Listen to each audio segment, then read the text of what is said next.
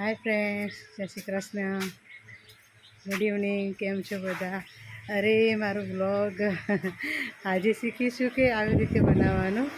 સો અત્યાર ઘડી જે બધી મિસ્ટેક થઈ સો ઇગ્નોર કેમ કે આજે ખ્યાલ આવ્યો મને, કેમ કે હવે ધીરે ધીરે બધું શીખું છું કે આવી રીતે બ્લોગ બનાવવાનો, મોબાઈલ આવી રીતે પકડી રાખવાનો, ક્યાં કોણ ક્યાં જોઈએ એ મને ખુદને નવાઈ લાગે છે કે હું આવી રીતે વ્લોગ બનાવું છું, કેમ કે મારી નજર ક્યાં જાય છે, હું બોલું છું ક્યાંય મોબાઈલમાં તો મારી નજર મોબાઈલમાં નથી, જાણે હું સાઈડમાં દેખતી હોઉં ને એવું લાગે છે।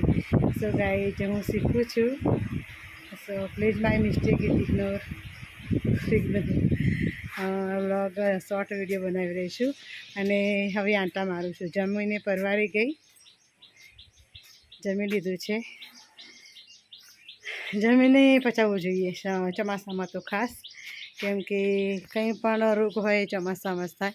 જો ચોમાસામાં જમીને બેસી રહીએ ને તો ગેસ થઈ જાય પેટમાં ગેસ થાય તો પણ ઉપાધિ, તો ગેસ ના થાય એટલે ચોમાસામાં એક તો હળવું ભોજન લઈએ છીએ અને જમીને ચાલું છું। જમીને પચાવી દઉં છું હું સૂતા લગભગ 9:30 વાગે તો હું સૂઈ જાઉં છું, જમવાનું પચી જાય છે મારે। હવે હું થોડી વાર મોબાઈલ લઈશ, વ્લોગ બનાવીને થોડી વાર મોબાઈલ લઈશ ને પછી હું સૂઈ જઈશ, થોડી વાર લઈશ અને પછી હું સૂઈ જઈશ। આ રૂટીન છે મારા માટે, રૂટીન ટાઈમ છે આ, રૂટીન ટાઈમ થઈ ગયો છે મારો। જમીને બહાર નીકળી જાઉં પહેલાં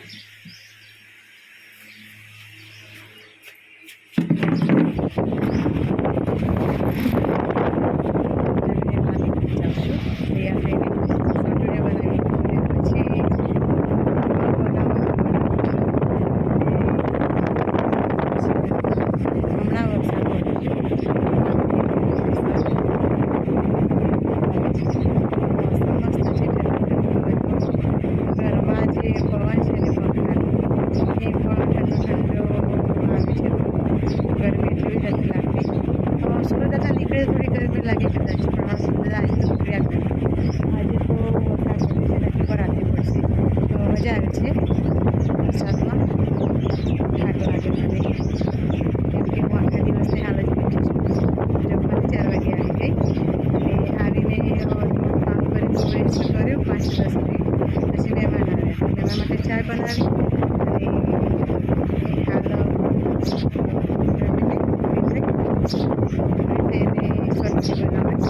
શોર્ટ વિડીયો બનાવીને પછી એમાં વ્લોગ બનાવી છું।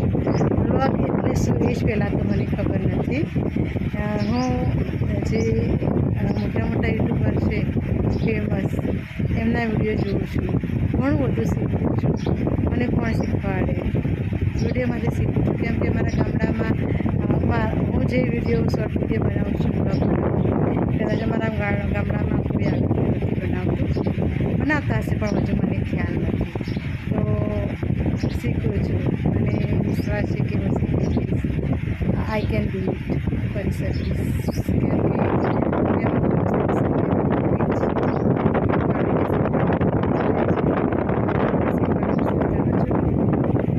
ટાઈમ કાઢું છું।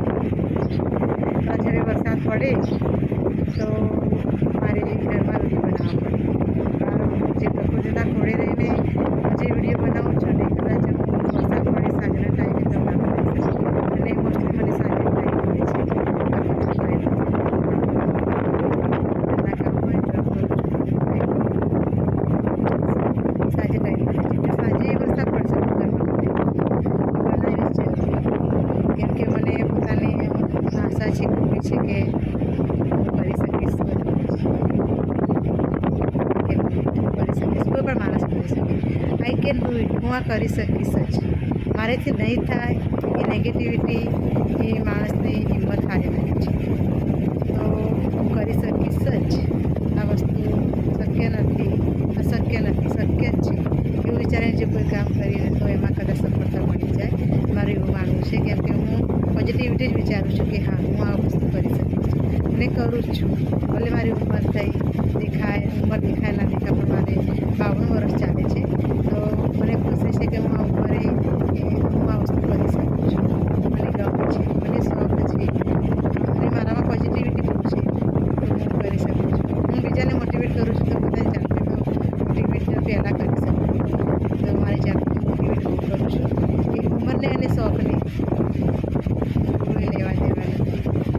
કોઈ પણ ઉંમરે કોઈ પણ કામ કરી શકાય છે.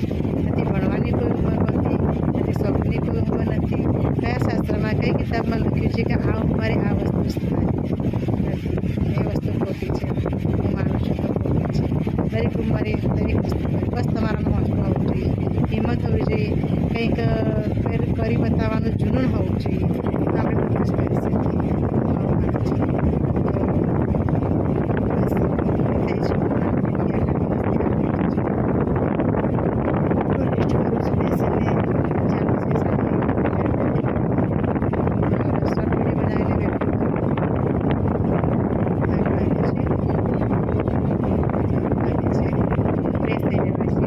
સોંગ ગાઉં ને ડાન્સ કરું, એ બે મારી હોબી એવી છે ને કે ગમે તેવી થાકેલી હોઉં ને તો પણ હું સિંગિંગ કરી લઉં કે ડાન્સિંગ કરી લઉં તો ફ્રેશ થઈ જાઉં છું. આ મારી વાત છે. તમે લોકો કેવી રીતે ફ્રેશ થાઓ છો મને ખ્યાલ નથી, પણ હું આવી રીતે ફ્રેશ થાઉં છું સિંગિંગ ને ડાન્સિંગ. મારી બે મોસ્ટ ઇમ્પોર્ટન્ટ હોબી છે, જે મને ખૂબ ખુશી આપે છે, દુનિયાને ખુશી આપે છે, જે કોઈ પણ વસ્તુ ના આપી શકે. ભૌતિક તો કોઈ પણ વસ્તુ ના આપી શકે. જે ખુશી આપણા અંતરાત્માને મળે ને એ વસ્તુ કરવાની, દુનિયાની કોઈ તાકાત ના આપી શકે. અને ખુશી કોઈ ક્યાંય ભાડે કે પૈસેથી નથી મળતી, જે તમે એને ખરીદીને લાવી શકો. ખુશી તો આપણા અંદરથી જ પેદા કરવાની છે. આપણને જે શોખ છે, જે વસ્તુ કરવી ગમે છે, જે પ્રવૃત્તિ કરવી ગમે છે, એ કરીને જ ખુશી આપણે પેદા કરી શકીએ છીએ આપણા અંતરમાંથી જ. બાકી એવું વિચારો છો કે મને આ માણસ ખુશ કરવા ખુશ કરી દેશે, મને કોઈ વસ્તુ આપીને ખુશ કરી દેશે, કોઈ વસ્તુની કોઈ વ્યક્તિ આપણને ખુશ નથી કરી જતું. જાતે જ ખુશ થવાનું છે. આપણી હોબીથી, આપણી સારી હોબીથી, સારા વિચારોથી, સારા કામથી જ આપણે ખુશ થવાનું છે, ખુશ રહેવાનું છે. All time every time, life time જીવનભર આ વસ્તુ, આ પોઝિટિવિટી મોટિવેશન હોવું જોઈએ લાઈફ ટાઈમ. તો આપણે ખુશી ખુશી જીવન જીવી શકીએ. મને તો ઘણું બધું ભૂલવું ગમે છે. અમુક વસ્તુ તો મને યાદ રહે છે ને અમુક યાદ નથી રહેતી. તો અમુક માટે મારે કિતાબો વાંચવી પડે છે, અમુક માટે મારે મોબાઈલમાં એવા મોટિવેશનલ વિડીયો સાંભળવા પડે છે, એવા ભક્તિભાવવાળા વિડીયો સાંભળવા પડે છે, ભક્તિભાવવાળા સ્ટેટસ સાંભળવા પડે છે. એ બધું યાદ નથી રહેતું. એટલું યાદ રાખવાનું, જોબનું બધું યાદ રાખું છું, ઘરકામનું બધું યાદ રાખું છું, બહારના કામ યાદ રાખું છું, કંઈક સામાજિક કામ યાદ રાખું છું, બાળકોનું બધું યાદ રાખું છું. તો બીજું તો કેટલું બધું યાદ રહે. મેમરી ફૂલ થઈ જાય છે પછી માઇન્ડમાં, તો બહુ બધું ફિટ નથી થતું. બાકી મારું માઇન્ડ તો કમ્પ્યુટર જેવું છે. ફિટ થઈ જાય છે, મેમરી ફૂલ છે છતાં પણ